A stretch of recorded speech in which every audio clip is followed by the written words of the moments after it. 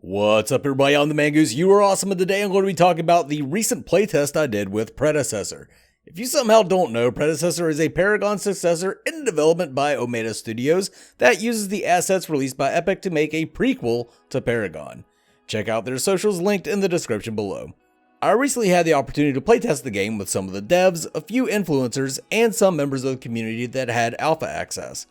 This was the first time I've been able to get my hands on it since August of last year.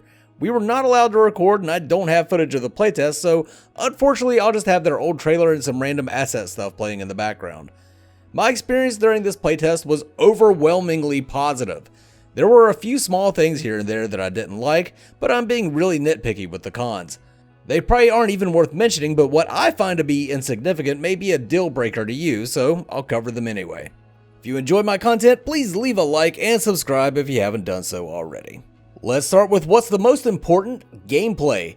The game was extremely responsive. That's probably the best word I can use here. And I'm not just comparing it to the laggy shitshow that the original alpha turned out to be. I'm comparing it to a fully finished game. Abilities went exactly where I wanted them to and when I wanted them to. Basic attacks fired off as soon as I expected. The characters pivoted, stopped, and started in a very fluid manner. It was just an overall joy to play. I've often talked about how something is missing with a lot of these games, and I really think it's this responsiveness. I'm not saying that Fault and Overprime won't get to this level soon. Hell, they may already be there. But when I've played those games or the past versions of Predecessor, they all lack a bit of responsiveness. At first I was chalking it up to misclicking, or maybe my buttons were sticking. Hell, I even bought a new mouse because I thought maybe that was why I wasn't always firing basics when I clicked. However, when I play other pre-alpha and beta state games like Project Stamina or Revan Blade, I don't have that problem. I have so much fun in those games because the controls are snappy and I always feel like I'm in, control. That's the feeling I had when playing Paragon, and that's the feeling I had when playing the most recent version of Predecessor. Omega has been able to truly bring that feel of Paragon back.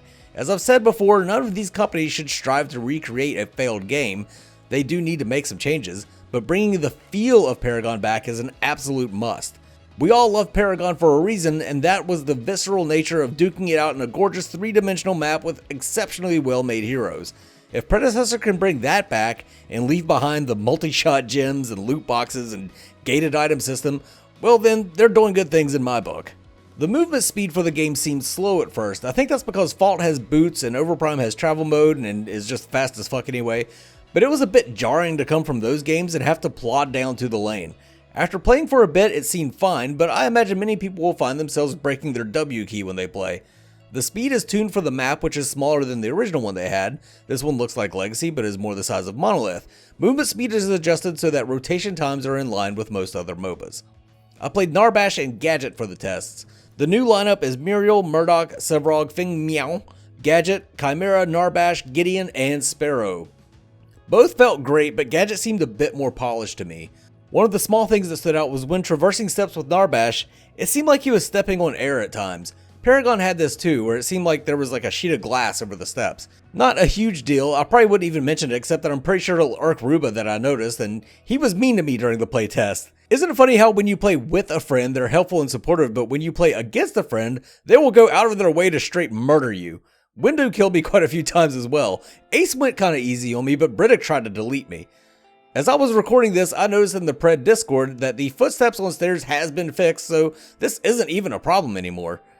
Anyway, I really like Daddy Bash's particle effects. I didn't play much Narbash and Paragon, mainly because I always personally found it difficult to tell when his heal, Song of My People, was active and I would end up wasting the shit out of my mana. I'm 100% aware this is probably a me problem and not a game problem, but in any case, Predecessor solved it. Everyone else's effects were also great. Not quite on the level that in-state Paragon was, but definitely well on their way. Hit indication was really good, both when taking and dealing damage. Sound engineering played a big part in this. You got a different sound effect for a hit than a miss. Seems small, but it makes a world of difference when you're in game. You knew when you were getting hit too. When I was playing Gadget, Briddick ganked me with Sev and damn near destroyed me. I didn't see him coming, I didn't know what was hitting me, I don't even remember what my screen did. I just remember knowing instantly that I was getting rocked and it was time to lube that tower up and give it a good humping. The item system was pretty standard. They had placeholder artwork, but all the items were available to everyone. I personally had trouble deciphering costs. You could sell stuff back for 70% of the purchase price, which is simple, but for whatever reason, upgrading didn't seem all that intuitive to me. There also wasn't much indication of when you used a mana or health pot. They only had one charge, and then they were just gone, and I really couldn't tell when they were active. I'm sure there was some sort of indicator for it, but I didn't notice it, and there will probably be others that don't notice it either. The minion AI was great. That seems to be a big problem amongst these para-zombies, getting the minions to behave. From everything I experienced, they worked exactly as intended. You didn't have them randomly running through the jungle or suddenly focus firing you for no apparent reason. They just walked down the lane and hit people when they were supposed to, like good little minions. The menu screen and character selection screens were clean and well made. Not everything was functional, which is expected for an alpha, but something kind of glaring was the inability to adjust your settings from the menu. You had to wait until you were in-game to do that. No one wants to spend the first 30 seconds of a match fucking with your audio and making sure your resolution is good. Hopefully they fix this before they release it to the public. The menu music was notably good. Oak Owl did a great job there. However, they still have Countess front and center on the menu screen when she's not playable. This is another nitpicky thing. I just think it's kind of funny that they don't have one of their playable heroes front and center. I mean, I get it, Countess is hot. She makes for something pretty to look at when you're on the main screen. But if I want to fap to Countess, there's literally hours of Paragon porn out there. I would prefer someone playable take that front position. So there you have it, folks, my thoughts on the current state of Predecessor. The good things are great, and the bad things are almost not even worth mentioning. I really hope for the best for Omega. It's a group of really good people making a really great game. Smokey often goes out of his way to offer his assistance to other developers, which is just awesome. It's possible that the other devs do this too, and I just haven't seen it, but I have personally witnessed collaboration between Omega and Undying, and more recently, Smokey used me to get in contact with Project Stamina so those teams can compare notes and work together a bit. That shit is just kind of good to see. Xeno is always extremely helpful with notifying me of tests. Ruba is of course a great friend of the channel, and during the playtest, Ace offered to answer any questions for anyone or do any interviews or any kind of content creation thing, which was really cool of him. I don't know, man, I just get a good vibe from Omega. I hope they release their alpha soon, and I hope to see as many of you there when it happens as possible. For now, this is the Mangoose signing off. You guys have a good one. Mangoose!